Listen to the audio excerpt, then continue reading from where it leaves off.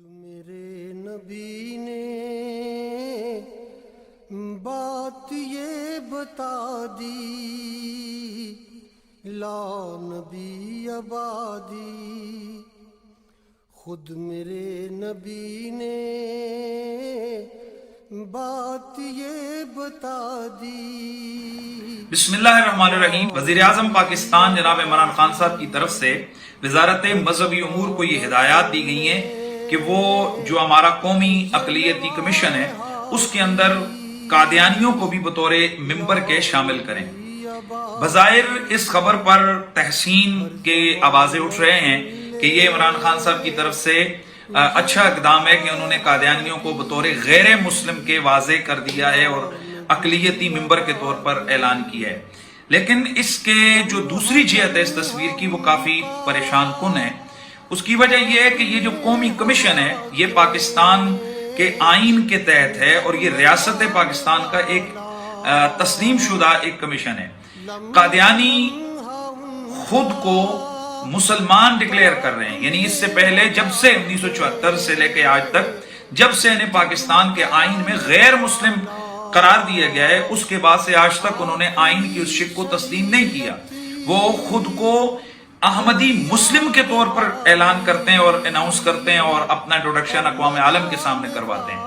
تو سوال سب سے پہلا تو یہ ہے کہ کیا قادیانیوں نے آئین کی اس شک کو تسلیم کر لی ہے اور وہ جو ممبر وہ جو اقلیت کے طور پر قادیانی فرد جو اس کمیشن کا ممبر بنے گا تو کیا وہ خود کو کافر سمجھتے ہوئے غیر مسلم سمجھتے ہوئے وہ اس کا ممبر بنے گا یا نہیں؟ یہ وضاحت طلب بات ہے. لہذا گورنمنٹ کو واضح طور پر اناؤنسمنٹ کرنی پڑے گی کہ یہ شخص فلاں بن فلاں جو قادیانی ہے یہ خود کو غیر مسلم قرار دیتے ہوئے غیر مسلم خود کو تسلیم کرتے ہوئے وہ اس کمیشن کا حصہ بنا ہے.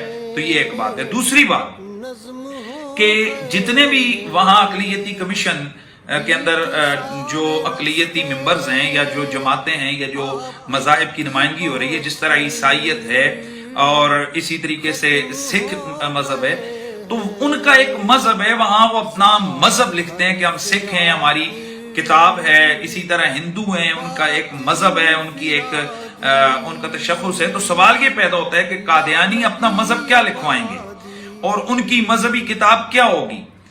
اور پھر اگلا جو سب سے خطرناک مسئلہ ہے وہ یہ ہے کہ 1984 کے اندر قادیانیوں کی تمام ایکٹیویٹیز پر اور ان کی مذہبی جو ان کی ترویج و تشریح اس پر پابندی ہے. تو جب آپ ان کو ایک قومی اقلیتی کمیشن کے اندر آپ نمائندگی دیں گے تو پھر جس طرح یہودیوں کو، سکھوں کو، عیسائیوں کو، دیگر اقلیتوں کو اپنے مذہب کو اور اپنے مذہب کے بڑوں کے جو ان کے ایام منائے جاتے ہیں، ہولی ہوتی ہے یا سکھ دھرم کے جو مذہبی رسومات ہیں وہ اس کو وہ سیلیبریٹ کرتے ہیں. تو سوال یہ پیدا ہوتا ہے کہ کیا جو قادیانی ہیں کیا یہ اپنے اس مذہب کے بانی جو ان کا مرزا غلام احمد قادیانی ہے کیا یہ اس کے حوالے سے اس کے ایام جب منانے کے حوالے سے یہ باہر آئیں گے، سامنے آئیں گے، تو کیا اس وقت ان کو اجازت ہوگی؟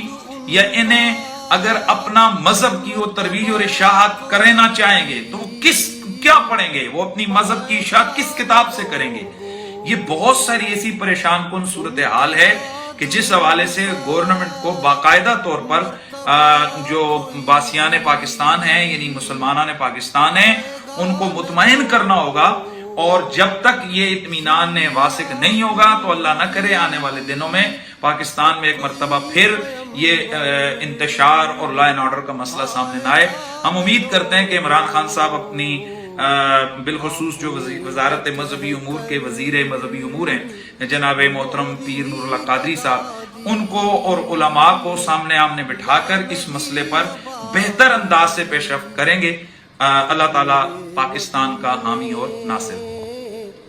بات یہ بتا دی، لا نبی آبادی.